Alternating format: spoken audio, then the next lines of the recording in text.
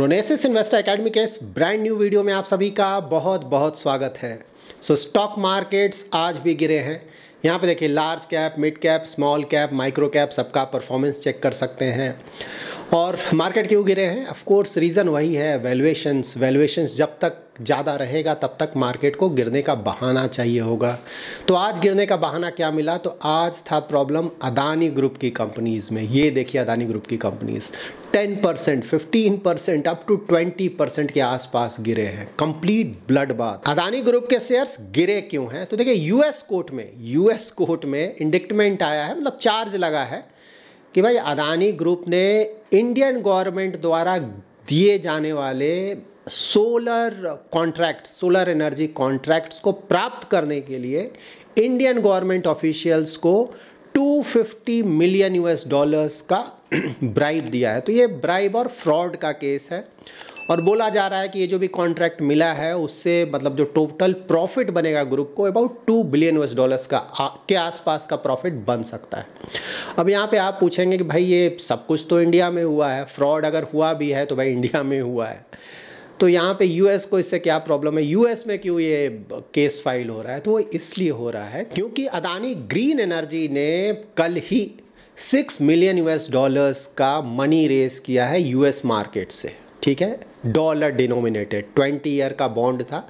7.45% के यील्ड पे $600 मिलियन का फंड रेस किया। तो यहाँ पे यूएस में बोला जा रहा है, यूएस कोर्ट में बोला गया है कि भाई ये जो भी बेचा गया बॉन्ड यूएस में, इसमें जो भी डिटेल्स प्रोवाइड किए गए वो गलत हैं और साथ ही ये जो भी कॉन्ट्रैक्ट लिया गया है जिसके लिए ये बॉन्ड्स बेचे जा रहे हैं, जिसके आधार पे ये बॉन्ड्स बेचे जा रहे हैं, उसमें फ्रॉड है। तो यूएस कोर्ट में जो केस फाइल हुआ है उसमें गौतम अदानी का नाम है और 7 और लोगों का नाम है। उसमें मोस्टली अदानी ग्रीन एनर्जी के सीनियर ऑफिशियल्स हैं।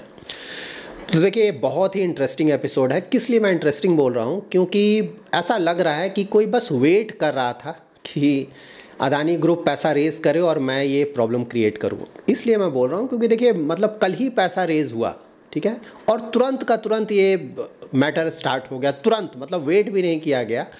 और ये जो भी फ्रॉड या फिर ब्राइबरी का केस है वो इंडिया में हुआ है।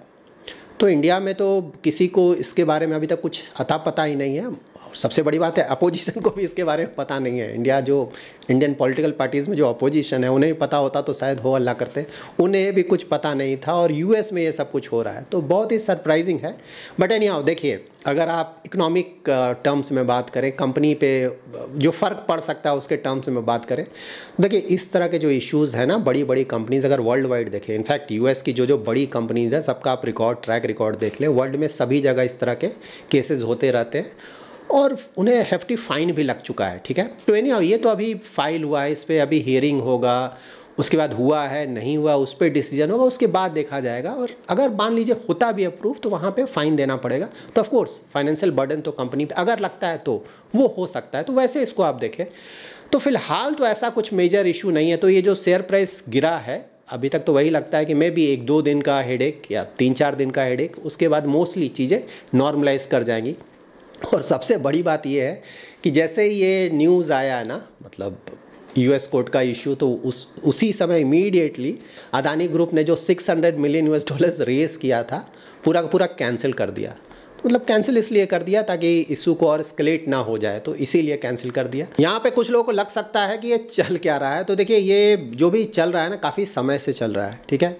यूएस ने हमेशा इंडिया को मना किया कि तुम रसिया से ऑयल मत लो। इंडिया ने यूएस का नहीं सुना, ठीक है। यूएस इंडिया के साथ आपको सिर्फ इसलिए दिख रहा है क्योंकि चाइना फैक्टर है। यूएस के लिए मेजर हेडेक है चाइना और रसिया, ठीक है। तो यूएस को लगता है कि अगर इंडिया को साथ में रखेंगे तो चाइना को कुछ हद तक कंटेन किया जा सकता है, ठीक है। सिर्फ यही एक रीज़न है कि जो करंट गवर्नमेंट है यूएस में वो इंडिया के साथ काफ़ी हद तक आपको दिख रहा है, ठीक है। लेकिन अंदर ही अंदर मतलब जिस तरह का काम वो कर रहे हैं उससे वही लग रहा है कि बहुत ज़्यादा चिढ़ है उन्हें।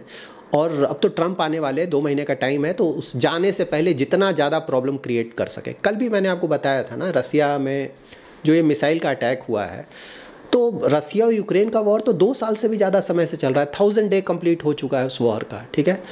तो मिसाइल तो बहुत पहले ही चलाया जा सकता था, लेकिन इतने समय तक वेट किया उन्होंने, यूक्रेन को अप्रूवल नहीं दिया। अब फाइनली उन्होंने, जब जाने का समय है, ठीक है, उस समय यूक्रेन को उन्होंने अप्रूवल दिया कि भाई तुम अब वो मिसाइल छोड़ सकते हो।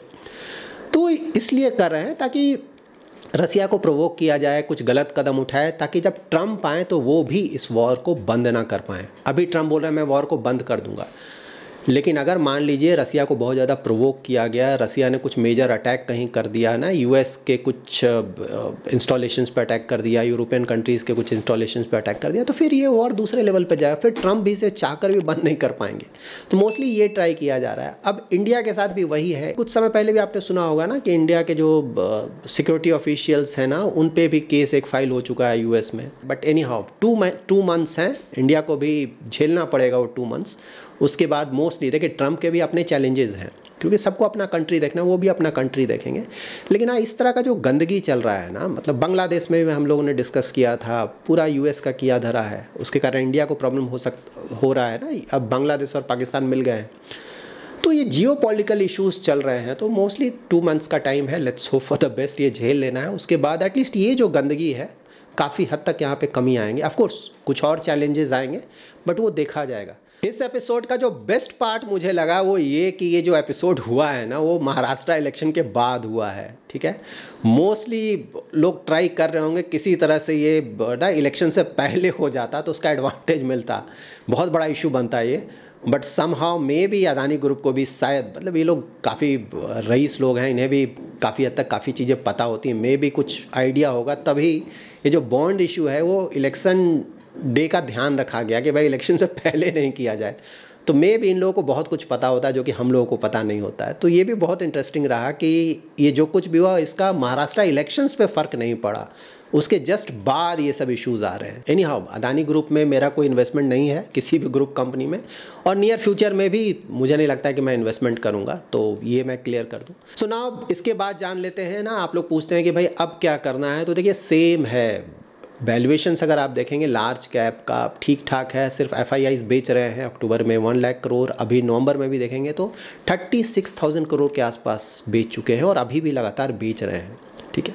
और आने वाले दिनों में लग रहा है थोड़ा बहुत और बेचेंगे, तो उसको देखकर लगता है कि मार्केट में प्रेशर बना रहेगा। तो वही सेम मैं रिपीट करूँगा, रफली, मतलब एग्जैक्टली तो किसी को पता नहीं क्या होगा, मुझे भी नहीं पता है, बट रफली लार्ज कैप में अभी भी यहाँ से 4-5% जो मैं बोल रहा हूँ आपको ना, 3-4% वहाँ तक का। और मिड कैप स्मॉल कैप बहुत इंटरेस्टिंग है। देखिए आइडियली होना ये चाहिए था ना कि लार्ज कैप को ज़्यादा नहीं गिरना चाहिए था, मिड कैप स्मॉल कैप को ज़्यादा गिरना चाहिए था, क्योंकि वैल्यूएशन ज़्यादा है।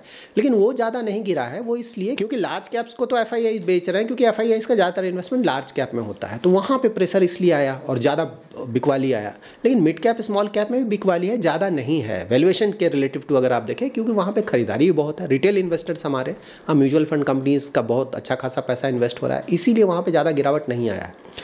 तो अगर मेरे व्यूज़ अगर आप पूछेंगे तो अच्छा यही होगा कि लार्ज कैप यहाँ से थोड़ा बहुत और गिर जाए और मिड कैप स्मॉल कैप थोड़ा ज़्यादा गिर जाए, मे बी 10% के आसपास। अब आपको लगेगा कि ये क्यों बोल रहा है गिर जाए, देखिए अगर आपको अच्छे खासे रिटर्न्स चाहिए आने वाले, सेकुलर रन जिसको बोलते हैं ना, इस साल के शुरू में भी मैंने आपको यही बोला था कि इंडियन मार्केट्स का अगर थोड़ा वैल्यूएशन अट्रैक्टिव होता ना तो इसी साल बहुत ज़्यादा रिटर्न आता, बहुत ज़्यादा, क्योंकि चीज़ें फेवरेबल हो रही हैं, इंटरेस्ट रेट कट हो रहा है वर्ल्ड वाइड, और वो देखने को भी मिला ना। देखिए शुरू में तो रिटर्न बहुत ज़्यादा आया, लेकिन फिर वैल्यूएशंस कैचअप करने लगा, अर्निंग्स नहीं आया, तो बुरी तरह से फिर मार्केट गिरने लगा। तो वही मैं बोल रहा हूँ, एक बार थोड़ा गिर जाए अच्छी तरह से, उसके बाद वहाँ से आप अच्छे खासे रिटर्न्स एक्सपेक्ट कर सकते हैं। उसके बाद ये जो एफआईआईज भाग रहे हैं ना, ये सब के सब आएंगे, इन्हें सिर्फ रिटर्न से मतलब है, तो वहाँ से काफ़ी अच्छे रिटर्न एक्सपेक्ट कर सकते हैं। तो थोड़ा पेन और रहेगा, होपफुली, होगा नहीं होगा क्या होगा देखना होगा, तो मे भी कुछ समय और ये पेन रहेगा। और उसके बाद देखिए स्टॉक मार्केट है ना, शॉर्ट टर्म में तो ये सब चीज़ें चलती रहती हैं, उसके बाद चीज़ें नॉर्मलाइज कर जाएंगी और यहाँ भी आप देखेंगे ठीक ठाक रिटर्न्स आएंगे। तो इसीलिए medium to long term, short term के लिए तो मार्केट है ही नहीं, तो शॉर्ट टर्म के लिए अगर कोई इन्वेस्टमेंट कर रहा है तो 100% लक है। तो लेट्स सी, अगर आपका लक अच्छा है तो इसी में रिटर्न बन जाएगा, लक अच्छा नहीं तो पैसा डूबेगा। और मीडियम टू लॉन्ग टर्म में तो ये सब चीज़ें ज़्यादा मैटर करती नहीं है, वहाँ पे तो सिर्फ इन्वेस्टमेंट करना है अच्छे क्वालिटी के स्टॉक्स में, अच्छे क्वालिटी के म्यूचुअल फंड स्कीम्स में, और बने रहना है। लॉन्ग टर्म में रिटर्न्स एवरेज आउट होकर अच्छे खासे आ जाते हैं। अभी मार्केट्स में हमें क्या देखना है, तो देखिए महाराष्ट्र और झारखंड का ना रिजल्ट्स आ रहा है सैटरडे को, तो महाराष्ट्र का इलेक्शन ऑफ कोर्स मैटर करता है। तो सैटरडे को अगर जो करंट गवर्नमेंट है वो अगर फिर से सरकार बना लेता है तो मंडे को स्टॉक मार्केट्स पे थोड़ा पॉजिटिव फ़र्क बिल्कुल पड़ सकता है। और सरकार नहीं बनाता है, अगर ज़्यादा मार्जिन से हार जाता है तो उसका नेगेटिव असर स्टॉक मार्केट में पड़ सकता है। पॉजिटिव होगा नेगेटिव होगा ये मंडे को ही पता चलेगा, ठीक है। तो किसी चीज़ की कोई गारंटी तो है नहीं, स्टॉक मार्केट है। बट हाँ, इस तरह का अगर जो भी हमने डिस्कस किया लगता है कि उस तरह के होंगे, तो अगर करंट गवर्नमेंट हट जाता है तो बिल्कुल मार्केट पे आप प्रेशर शॉर्ट टर्म के लिए एक्सपेक्ट कर सकते हैं। इसके बाद Jain onwards of course Q3 का रिजल्ट आने लगेगा, तो फिर Q3 का रिजल्ट देखना होगा। और वहाँ पे रिजल्ट्स थोड़े इम्प्रूव होकर आते हैं तो मार्केट के लिए वो भी पॉजिटिव होगा। अभी तक तो ऑफकोर्स लग रहा है कि थोड़ा इम्प्रूवमेंट तो बिल्कुल आएगा, सो लेट्स सी, तो वो देखना होगा। फिर फरवरी में बजट आने वाला है, तो बजट मोस्टली अच्छा होगा। बजट में क्या होगा, तो बजट में एक तो सबसे बड़ा बात जो कि मार्केट देखता है वो कि जो डिफिसिट है उसे और भी कम किया जाएगा, फिस्कल डिफिसिट, और गवर्नमेंट का जो एक्सपेंडिचर है ऑफ कोर्स उसे मेंटेन किया जाएगा या फिर थोड़ा बहुत बढ़ाया जाएगा। तो वो मोस्टली गवर्नमेंट का ठीक ठाक रहेगा, तो वहाँ से मार्केट एक क्यू लेगा कि भाई अब क्या करना है। तो ये सब चीज़ों पे हमें ध्यान रखना होगा। ठीक है, इंटरेस्टिंग एक था एनवीडिया का रिजल्ट, यूएस का परफॉर्मेंस, उस पर बहुत कुछ, यूएस स्टॉक मार्केट्स का आजकल तो परफॉर्मेंस बहुत कुछ डिपेंड करता है।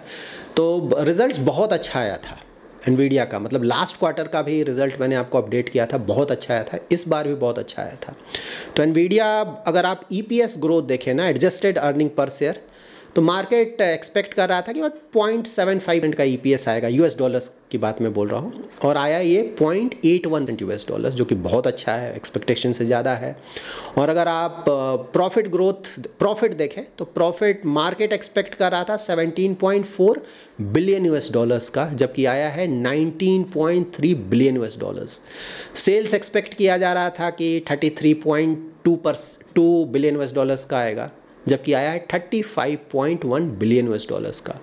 तो सभी जगह ही मतलब बीट किया है जो भी एस्टिमेट था उसको। लेकिन इसके बाद भी स्टॉक प्राइस गिरकर बंद हुआ है ना, शुरू में तो 3% के आसपास गिर गया था, उसके बाद अबाउट 2% के आसपास। तो आपको लग रहा हो भाई ये क्या हो रहा है, वो देखिए इसलिए है क्योंकि वैल्यूएशन सभी जगह प्ले करता है। आप कितना भी अच्छा रिजल्ट दें, लेकिन आपको नहीं भूलना है कि मार्केट कैपिटलाइजेशन एनवीडिया का देखेंगे तो 3.5 ट्रिलियन यूएस डॉलर्स के आसपास हो गया है। पूरे वर्ल्ड में मोस्ट वैल्यूएबल कंपनी है एनवीडिया करेंटली, और इसका शेयर प्राइस देखेंगे ना, सिर्फ 2 इयर्स में ही 830% से ऊपर जा चुका है, 830%। तो जो भी ये हाइक आया है ना, प्राइस ऊपर से गया, तो लास्ट 2 इयर्स में ही मूवमेंट आया है। तो आप समझ सकते हैं वैल्यूएशंस कितना ज़्यादा है। तो इस वैल्यूएशन को जस्टिफाई करने के लिए आप कितना भी ज़्यादा ग्रोथ बढ़ा लें, मुश्किल है। तो यहाँ पे सिर्फ बड़ी बात ये है कि स्टॉक प्राइस गिर नहीं रहा है, ठीक है, क्योंकि जो भी अर्निंग ग्रोथ आ रहा है वो अच्छा आ रहा है। तो यहाँ पे अगर इस अर्निंग ग्रोथ को ये मेंटेन करके रखेंगे तो ऑफ कोर्स ये जो स्टॉक प्राइस है मोस्टली मेंटेन करके रखेगा, इसी रेंज पे थोड़ा बहुत ऊपर जाता रहेगा। लेकिन जिस दिन इसका अर्निंग ग्रोथ गिरा वहाँ पे कंप्लीट ब्लड बात होगा स्टॉक में, ये स्टॉक बुरी तरह से गिरेगा। बट हाँ, फिलहाल नियर फ्यूचर में तो चीज़ें अच्छी लग रही हैं, मतलब एआई का ज़माना है तो अभी तो फिलहाल लग रहा है ठीक ठाक हुआ। लेट्स सी फ्यूचर में, लेकिन हाँ कंपटीशन आएगा तो उसके बाद, क्योंकि यहाँ पे बहुत पैसा बन रहा है एआई में, तो कंपटीशन तो आएगा, तो उसके बाद देखते हैं। बट हाँ वो थोड़ा डिस्टेंट फ्यूचर है, नियर फ्यूचर तो फिलहाल ठीक ठाक लग रहा है। जब तक रिजल्ट आते रहेंगे तब तक की जो वैल्यूएशन है उसे जस्टिफाई किया जाएगा और वहाँ पे प्रॉब्लम नहीं आएंगे। जिस दिन रिजल्ट डाउन होगा ब्लड बात होगा स्टॉक में। सो लेट्स सी फ्यूचर में क्या होता है। So that's it in this video. अगर आपको ये वीडियो पसंद आया है तो जरूर लाइक एंड शेयर करें। पहली बार हमारे यूट्यूब चैनल पर आए हैं तो चैनल को जरूर सब्सक्राइब करें। Thanks lot for watching.